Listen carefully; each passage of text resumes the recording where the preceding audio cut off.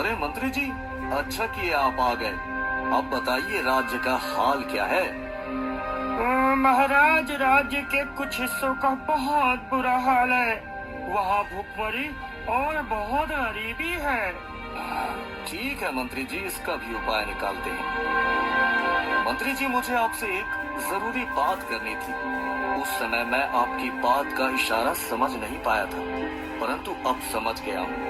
इसलिए मैंने फैसला किया है कि मैं अपने दोनों पुत्र की परीक्षा लूंगा, और जो पुत्र इस परीक्षा में सफल होगा वही मेरे राज्य का अगला राजा बनेगा।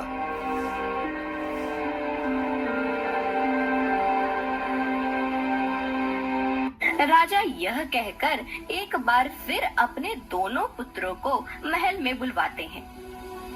पुत्रों, मैंने एक फैसला किया है कि मैं पहले तुम दोनों की एक छोटी सी परीक्षा लूंगा, और जो इस परीक्षा में सफल हो जाएगा मैं उसे इस राज्य का राजा घोषित करूंगा।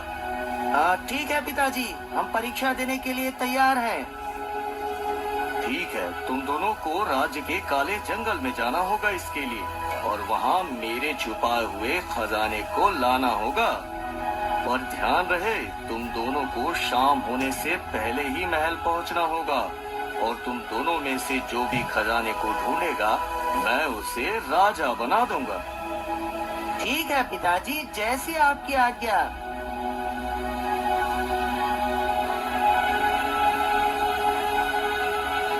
राजा के कहे अनुसार उनके दोनों पुत्र खजाना ढूंढने काले जंगल की तरफ चले जाते हैं। अर्जुन वीर और राजवीर दोनों रास्ते में कुछ देर नदी के पास रुकते हैं। चलो अर्जुन वीर, हम थोड़ा सा रुककर यहाँ से पानी पी लेते हैं, फिर जंगल की तरफ चलते हैं। हाँ राजवीर, प्यास तो मुझे भी लगी है। चलो हम दोनों पानी पी लेते हैं, फिर काले जंगल की तरफ निकलते हैं।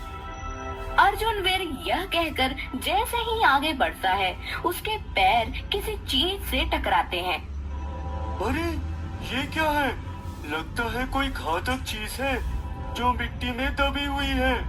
ऐसा करता हूँ, इसको निकालकर किसी दूसरी जगह पर रख देता हूँ, वरना ये किसी भी आने जाने वाले लोगों के पैर पर लग सकती है। हाँ।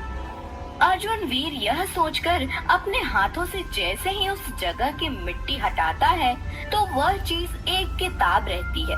अरे ये तो एक किताब है, लेकिन ये किताब किसी ने जमीन पर क्यों गाड़ी है?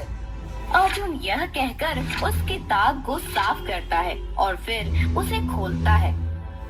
अरे इस किताब में तो कुछ लिखा ही नहीं है, ये तो बिल्कुल खाली है। अर्जुन वीर इस खाली किताब को दूसरी जगह पर रखकर नदी की तरफ बढ़ जाता है। राजवीर अर्जुन वीर को यह किताब रखते देख लेता है, इसलिए वह जल्दी से आगे बढ़ते ही उस किताब को उठाता है और उसे खोल के देखता है। अरे इस किताब में तो कुछ लिखा नहीं है, ये तो बिल्कुल खाली है। अब मैं क्या करूं? लगता है किसी ने इसे ऐसे ही फेंक दिया होगा, लेकिन मैं इस किताब को अपने पास रख लेता हूँ, क्या पता कुछ काम ही आ जाए। अजमेर उस किताब को लेकर पानी पीने लगता है कि तभी पानी की कुछ बूंदे उस किताब पर पड़ती हैं। पानी की बूंदे किताब पर पड़ते ही किताब पर लिखावट आने लगती है। अरे ये क्या? जैसे ही इस पर नदी का पानी गिरा, इस पर कुछ लिखावट आने लगी। लगता है ये कोई रहस्यमय किताब है। ऐसा करता हूँ, इसको बंद करके फिर से खोलता हूँ। ऐ रहस्यमय किताब, बताओ इस राज्य का अगला राजा कौन होगा? राजवीर के ऐसा पूछते ही उस किताब में अर्जुन वीर लिखा हुआ दिखाई देता है, जिसे देख राजवीर अंदर ही अंदर क्रोधित होता है। राजवीर दूसरी बार किताब खोलकर देखता है। दूसरी बार किताब खोलने पर उसे यह लिखा हुआ दिखता है कि अर्जुन वीर जंगल में कैद है और राजवीर सारा खजाना लेकर अपने पिता के पास पहुंच गया।